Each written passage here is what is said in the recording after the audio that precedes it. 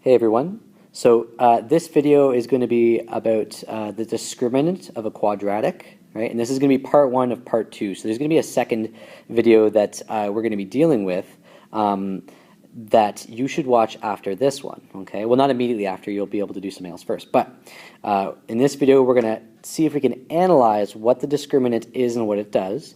And you guys are going to make a hypothesis as to how it works. So let's get started here. So what is the discriminant? Well, I need you guys to think back to your quadratic formula. So our quadratic formula, remember, looks like this. X equals negative b plus or minus the square root of b squared minus 4ac over 2a. Now, you might notice that I made one of these orange, right? One of these parts orange of the quadratic formula. And that's because that is actually what the discriminant is. So the stuff underneath the square root in the quadratic formula has a name called the discriminant. Okay, and there's a specific reason why it's called discriminant, and in fact, that might the word might remind you of the word discriminate, and there's a very specific reason why it's called that, and we're going to see if we can kind of flush that out in this video. So we're going to go through three different examples of a quadratic and its solutions, and also calculating its discriminant, and see if we can kind of come up with a rule. So let's start with the first one. So the first quadratic we're going to look at is y equals 3x squared minus 9x minus 12. And what we're going to want to do here is we're going to want to figure out what the solutions are. And remember that the solutions are just the x-intercepts. And you could do this by factoring, but in this case, we are going to do it using the quadratic formula. So when we substitute our a, b, and c values into the quadratic formula, we get x equals 9 plus or minus the square root of negative 9 squared minus 4 times 3 times negative 12 over 2 times 3. Okay, simplifying that up a little bit, we get 9 plus or minus the square root of 81 plus 144 over 6. Okay, we can add those two numbers underneath the square root. Right, so we get 9 plus or minus the square root of 225 over 6.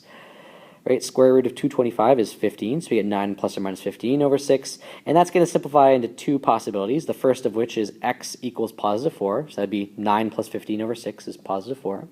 And the second one is when we do 9 minus 15 over 6, and that gives us x equals negative 1. So we get two different values here. We get two x-intercepts, which it makes a lot of sense, right? It is a quadratic, so we can have two x-intercepts. All right, so next I want to draw your attention to this number here. So that number there is the number that we get underneath the square root. So interestingly enough, if we calculated b squared minus 4ac in this question, we should get 225. So that tells us that our discriminant here, b squared minus 4ac, is 225. So we get a discriminant of 225, and we have two solutions. Okay, so this is our example one. We get a discriminant of 225, we get two solutions. Interesting. Let's take a look at a second example and see what happens. All right, so second example, we have y equals 2x squared minus 4x plus 2. So we're going to apply the exact same thing going on here. We're going to use the quadratic formula. So we get x equals 4 plus or minus the square root of negative 4 squared minus 4 times 2 over 2 times 2. Right, so we get 4 plus or minus the square root of 16 minus 16 over 4. Well, 16 minus 16 is just 0. So we get 4 plus or minus the square root of 0 over 4. And the square root of 0 is just 0, so we get 4 plus or minus 0 divided by 4. And since 4 plus 0 and 4 minus 0 are the same thing, we only get one solution here, right? We get x is equal to positive 1 as our solution, which is 4 over 4. Okay, so we get positive 1 as our solution. I'm going to draw your attention to the discriminant, which remember is the value we get underneath the square root right here. So in this case, the discriminant, b squared minus 4ac, is equal to 0. All right, so we get b squared minus 4ac equals to 0, and we have one solution. Interesting. So let's take a look at a third example here to see what happens. Okay, so third example, we have y equals 2x squared minus 4x plus 4. We're going to apply the quadratic formula to find the solutions. So x is equal to 4 plus or minus the square root of negative 4 squared minus 4 times 2 times 4 over 2 times 2.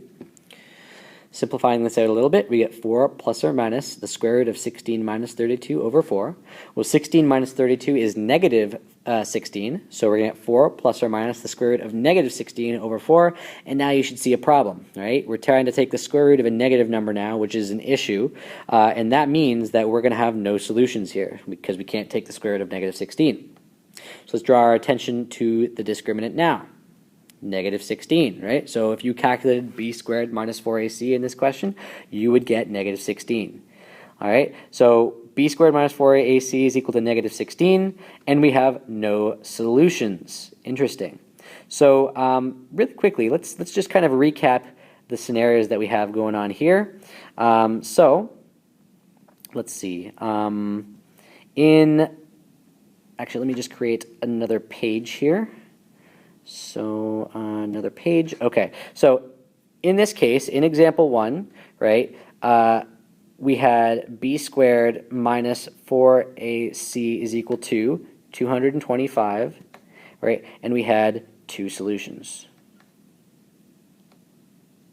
Okay, in example 2, right, we had b squared minus 4ac is equal to 0, and we had 1 solution.